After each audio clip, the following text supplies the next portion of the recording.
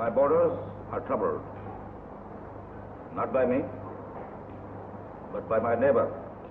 پاکستان کی قومی تاریخ میں آغا محمد یحییٰ خان تیسرے صدر ہیں جنہوں نے 1969 سے 1971 تک حکومت کی۔ سقوط ڈھاکہ سمیت مختلف متنازع کرداروں کے حوالے سے جانے جانے والے یحییٰ خان کے خاندانی گھر کے ساتھ رہنے والے لوگ بھی اس بات پر یقین رکھتے ہیں کہ بنگلہ دیش بنانے میں ان کا اہم کردار تھا۔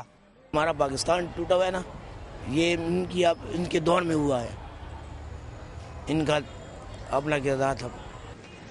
سرکل روڈ پشاور پر واقع اپنے خاندانی قبرستان میں مدفون ماضی کے طاقتور شخص یحییٰ خان کے قبر کی رکھوالی کرنے والے شخص کے مطابق اس نے آج تک کسی کو یہاں فاتحہ خوانی کرتے نہیں دیکھا۔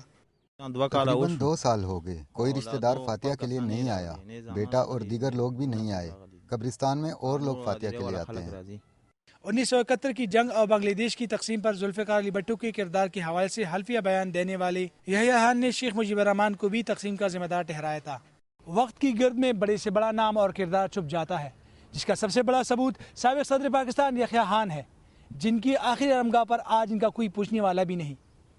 کیمرہ مین اسد علی کے ساتھ مسرت اللہ، دنیا نیوز، پشاور۔